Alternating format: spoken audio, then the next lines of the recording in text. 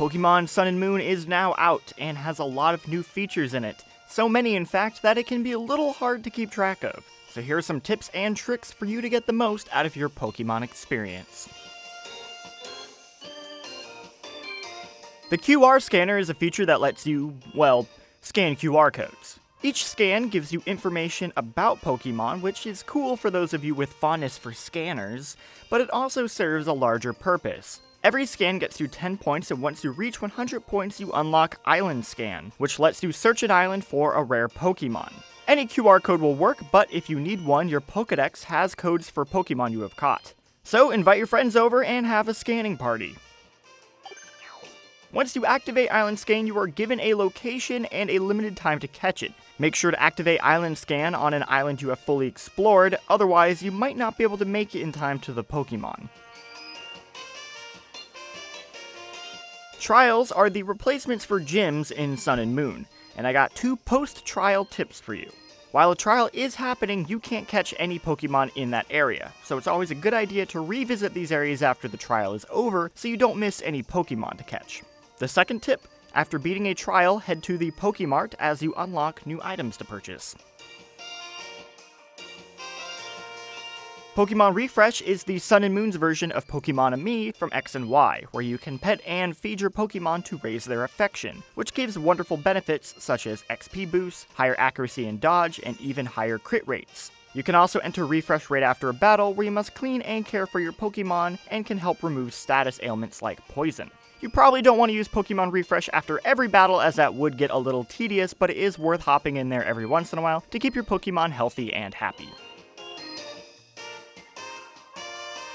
The HMs from previous Pokémon games have been completely removed and replaced with rideable Pokémon that serve the same functions, like Tauros for Rock Smash and Lapras for Swim. But the one you want to keep bringing up whenever you can is STOUTLAND, a massive dog-like Pokémon who will sniff out items for you.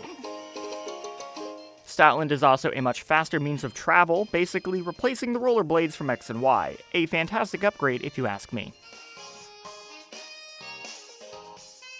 The Pokémon Daycare has also been replaced with a new building, the Nursery.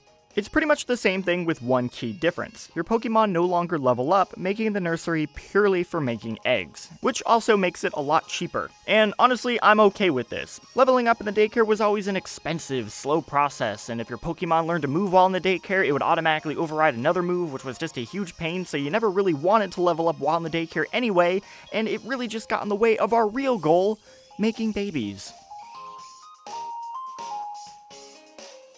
The Z-Moves is one of Sun and Moon's big new features. Powerful, beefed up attacks that deal massive damage and play out like a Final Fantasy summon.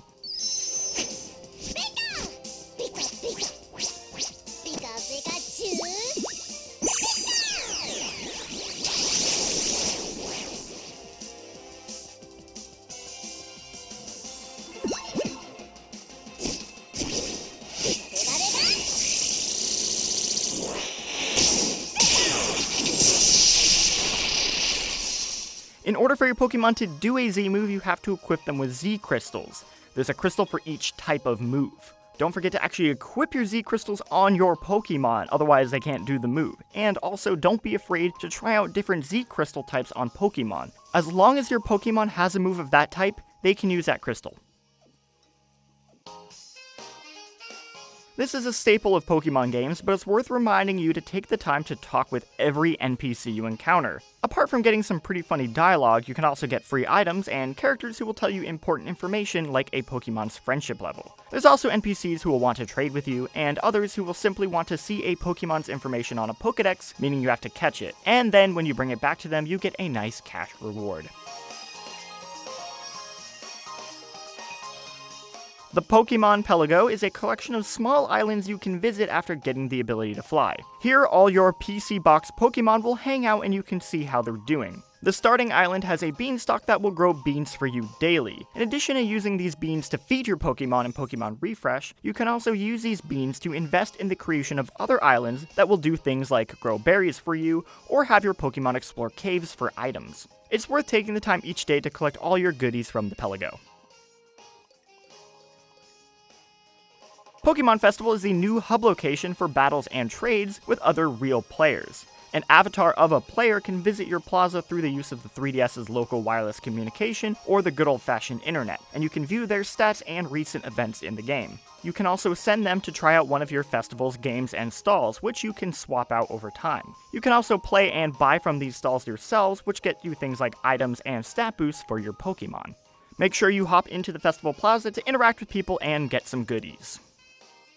And there are some good beginner tips you should remember when exploring the region of Alola. For those of you who have just picked up the game and are playing, let me know in the comments which starter Pokemon you picked and what your favorite part of the game is so far. I picked Rowlet, just look at that guy. What a cutie. For more coverage of Pokemon Sun and Moon, stay tuned to GameSpot.